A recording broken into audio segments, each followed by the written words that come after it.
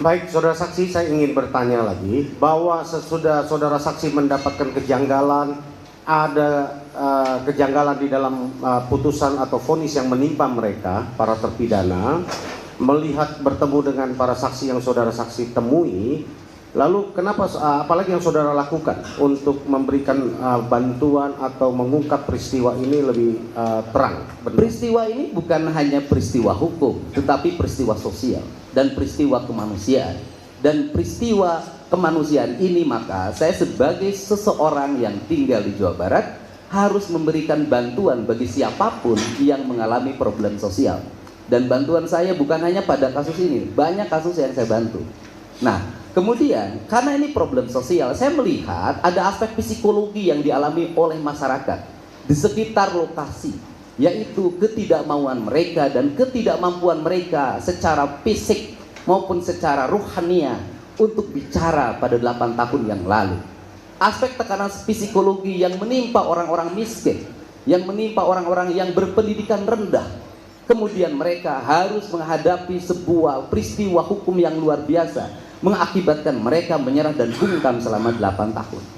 Kemudian saya mencoba untuk mengadvokasi dan meyakinkan pada semua orang bahwa ungkapkan kebenaran itu, sampaikan apa adanya. Agar apa? Agar peristiwa serupa tidak menimpa saudara kamu dan siapapun di negeri ini.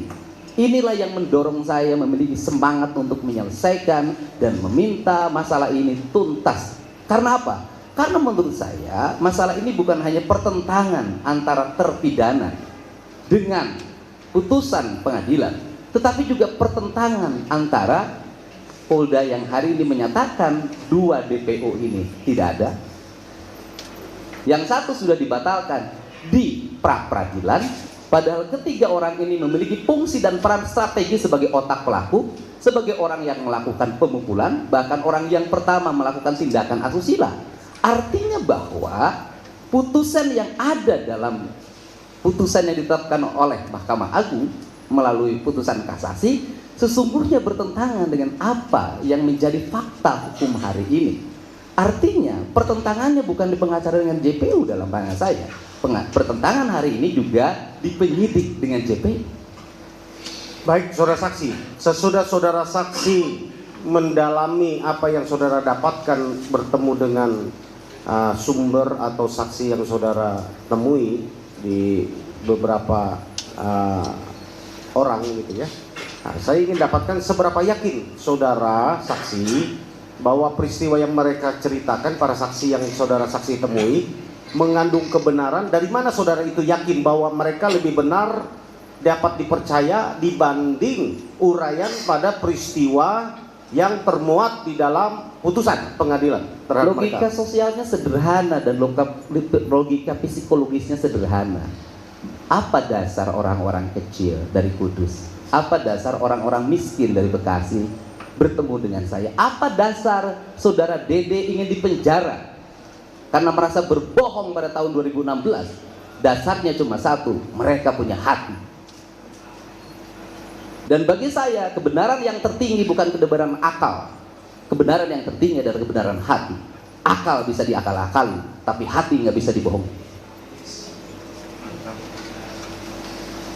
Baik, saudara saksi, kami ingin menanggapi pertanyaan kepada saudara saksi.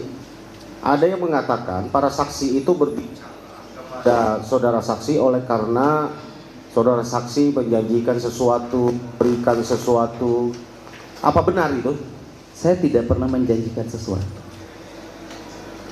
Saya hanya memberikan perlindungan pada mereka. Mereka adalah orang-orang yang terancam. Saksi tidak mengalami ketenangan dalam hidupnya.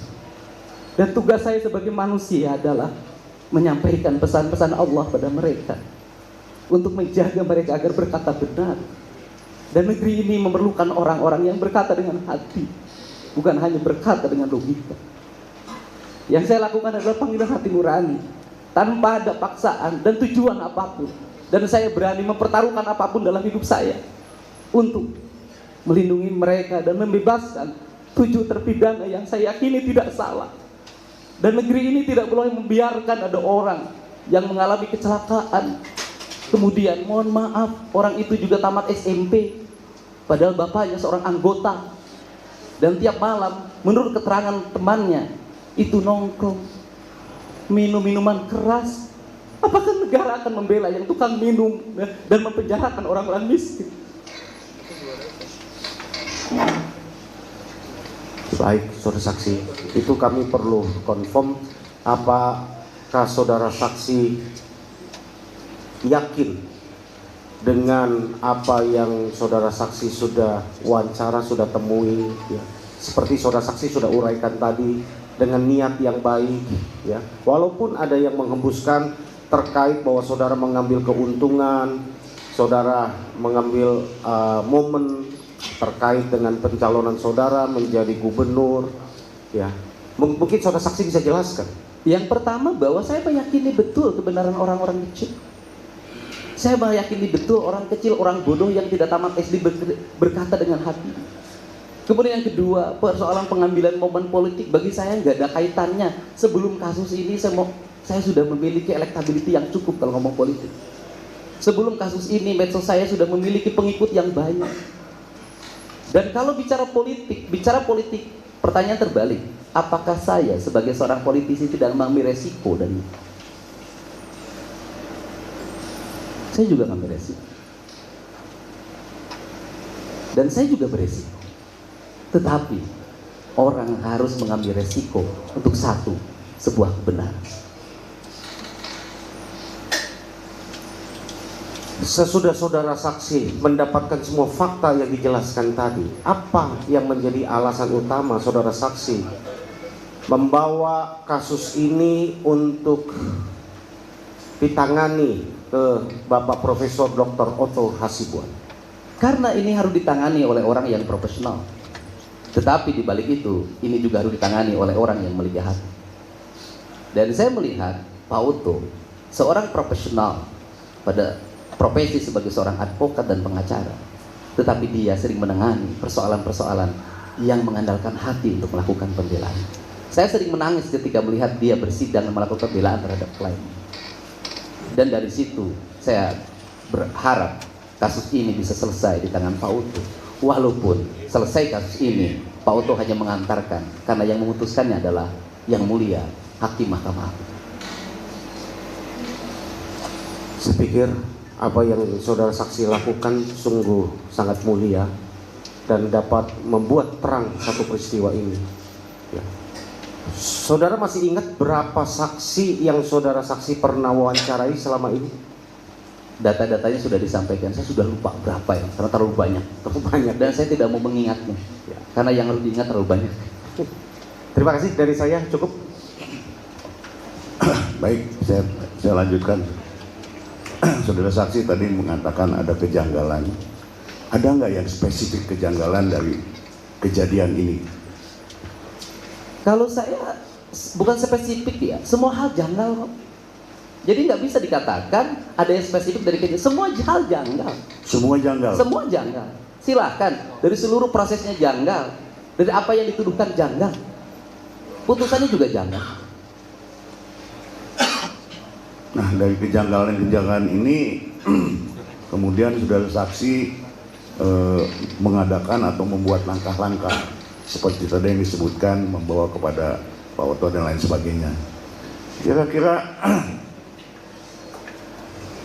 saya menganggap saudara saksi adalah tokoh di Jawa Barat ini. Apa sih yang saudara inginkan dari kejadian ini, kok demikian menggebu-gebu, demikian bersemangat dan lain sebagainya? Yang saya inginkan adalah catatan sejarah. Tidak boleh ada sebuah peristiwa orang dihukum tidak bersalah. Yang dihukumnya banyak dan seumur hidup. Pertanyaannya adalah, maukah saudara kita diperlakukan seperti itu? Maukah anak kita diperlakukan seperti itu? Maukah cucu kita diperlakukan seperti itu? Tidak. Jangan sampai ada karma karena peristiwa itu. Ya, selanjutnya saudara saksi, saya kira itu jawaban yang nanti majelis hakim agung yang akan menilainya. Ya, tapi saya akan menelisik lagi mengenai soal peninjauan kembali yang kami lakukan untuk membantu 7 terpidana ini. Selain tujuan tadi, kira-kira ada hal lain nggak yang ingin saudara saksi sampaikan paling tidak kepada masyarakat atau pada warga sekitar? Saya orang yang mengikuti hati dalam hidupnya. Kalau saya boleh bercerita, saya orang politisi, saya pernah menjadi wakil bupati, jadi anggota DPR. Saya orang yang tidak pernah punya catatan, orang yang tidak pernah menulis, orang yang tidak pernah bawa laptop. Apa yang saya sampaikan dimanapun, saya tidak pernah mengutip. Saya hanya menyampaikan pesan hati saya. Dimanapun, baik di rapat DPR, baik ketika jadi bupati, di rapat paripurna DPRD, baik di depan masyarakat, lihat, tidak pernah saya membawa catatan dan tidak pernah saya nyontek. Hidup saya selalu mengikuti apa kata hati saya, dan saya yakin kata hati itu ada yang menuntunnya, dan saya memang dituntun untuk bertemu dengan 7 terpidana. Dituntunnya ceritanya panjang. Saya harus mengalami perpisahan hidup dengan anak saya. Selama 3 tahun saya hidup sendiri, dan ternyata Allah menjawab kesendirian saya bahwa saya harus bertemu dengan 7 terpidana ini. Kalau saya tinggal di rumah sebagai orang yang memiliki kecukupan, menimang anak saya yang paling kecil, saya hidup bahagia dengan keluarga, mungkin saya tidak akan pernah dipertemukan dengan 7 orang ini. Dan rupanya saya bisa menjawab bahwa kesendirian saya, pertapaan yang saya lakukan telah dituntun saya bertemu dengan 7 orang ini. Sulit dijelaskan secara logika, tapi bagi orang yang senang terhadap proses-proses pembenahan diri dan spiritualitas akan memahami. Ya, baik. Terima kasih banyak, saya juga jadi tersentuh nih. Terakhir, saya ingin menanyakan, dari semua rangkaian kegiatan dari awal saudara ikuti sampai hari ini, saudara saksi meyakini mereka tidak melakukan perbuatan itu? Saya meyakini mereka tidak berbuat karena peristiwanya bukan pembunuhan tapi kecelakaan. Artinya saudara saksi meyakini mereka bukan pembunuh? Mereka bukan pembunuh, bukan 1000%, 1.000.000% saya yakin hari ini. Baik, terima kasih. Saudara saksi.